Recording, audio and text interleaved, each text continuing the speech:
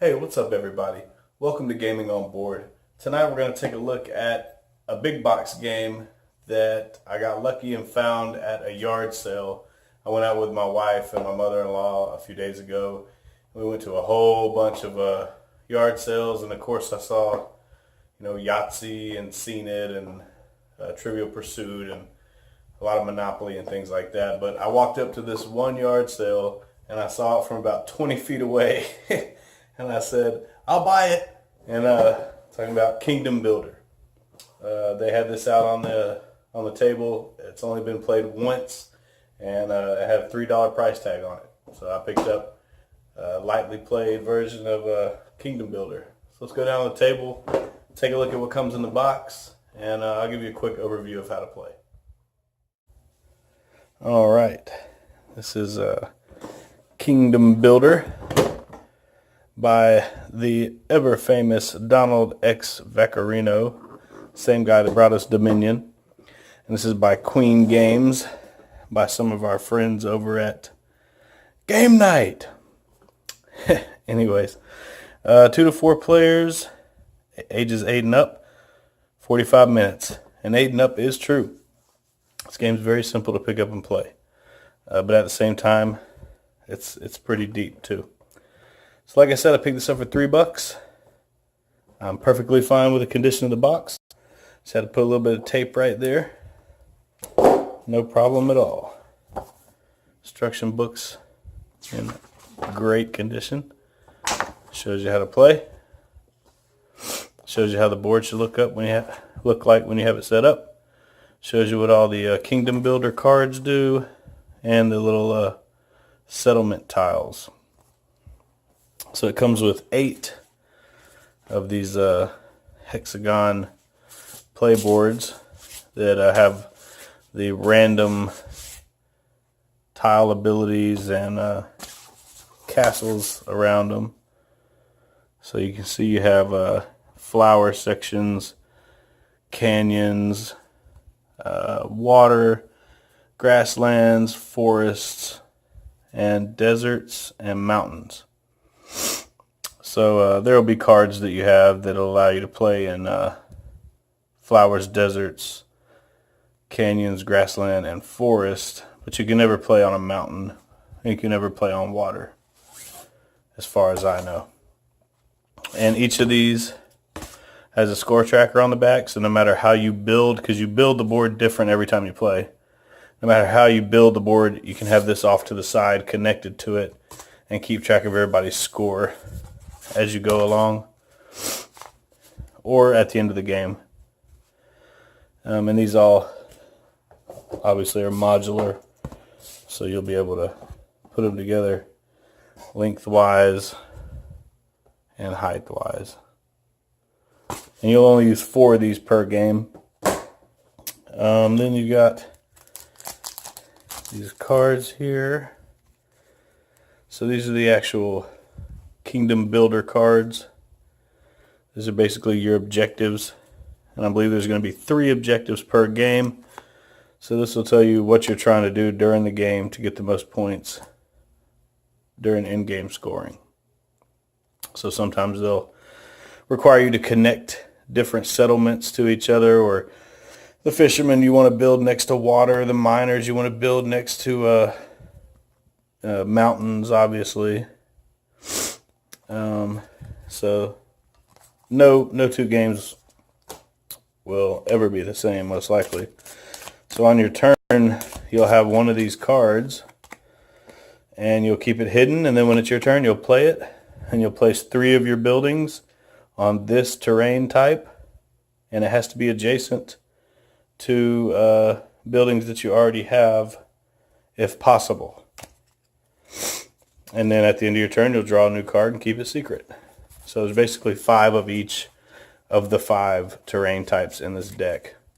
So you'll only ever have 1 card in your hand, and you'll just play that 1 card on that turn. But you'll also get special abilities by building next to the settlements. So here's a big bag of houses, and then the discs for keeping track of score. Nice wooden components.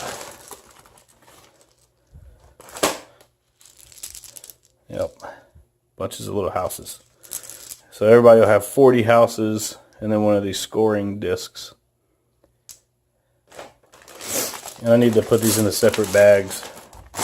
The people that owned it, looks like either this game came with one giant bag or they just put it in one big bag. And then, depending on what tiles you use for the game, it'll have castles and some type of special ability tile. So there's one castle, and this will have whatever that is. So we'll go in here and we'll find that. There we go. And this will be connected to this portion of the game board so that everybody knows the special ability of the areas on this particular tile is this right here. It's just easier to see. And then you can see whether you want to go there or not and if it will benefit you. There's our first player marker.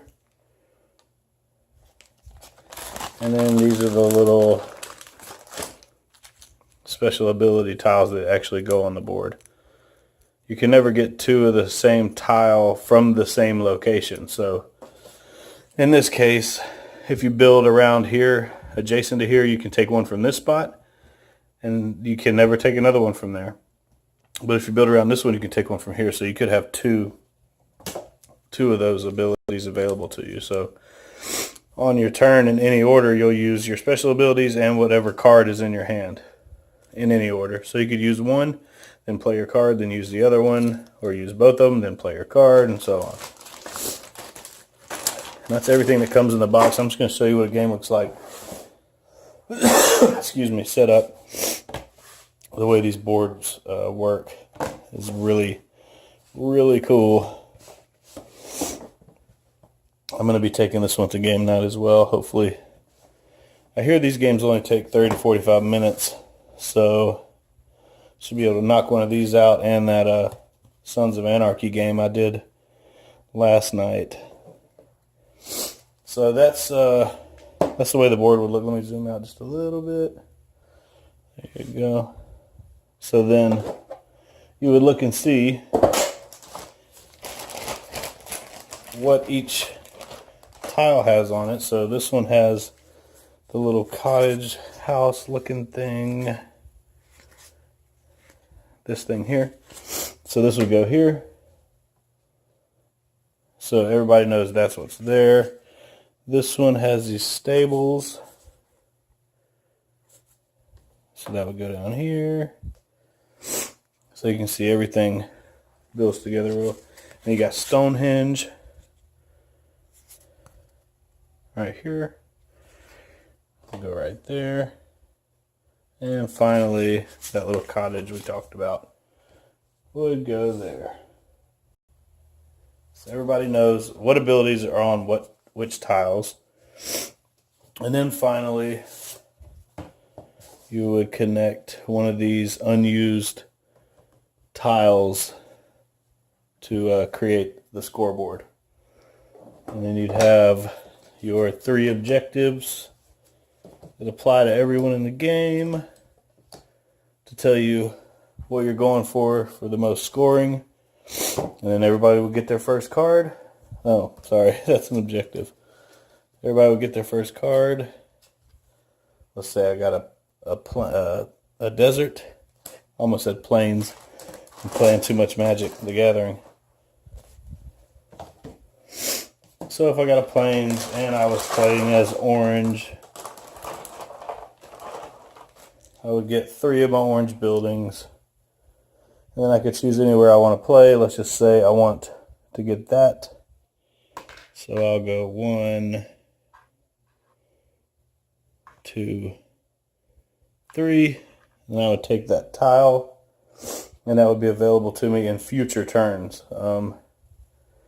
Now, Will Wheaton might tell you differently if you go look this up on tabletop. But you can't use it on the same turn that you get it. But he did correct himself. I'm just trying to be funny. So anyways, create mini settlement areas. build a settlement in each sector, and then this one is create a large settlement area. 1 gold for every 2 of your own settlements in your largest owned settlement area. So if I was trying to get maximum points for this, which, you know, these two kind of counteract each other because, excuse me, nose is running real bad today. So this one says build the most settlements in each sector, and then this says create a large settlement area. So what you really want to do, I guess, is stay right here in the middle, so you have a big settlement right in the middle, and you've got a settlement in each sector. But this gives you an idea of how your strategy is going to change from game to game. So there you go. That's everything that comes in Kingdom Builder, the base game. I feel like I got a great deal at $3 at a local yard sale here. And that was also a quick overview of the basics of how to play. So I hope you enjoyed this video. Please leave comments down below, like and subscribe. Also check out gamingonboard.com. We have links there to our Facebook, Instagram, and Twitter accounts. We do post to all 3 of those daily. And as always, thank you for watching, and play all the games.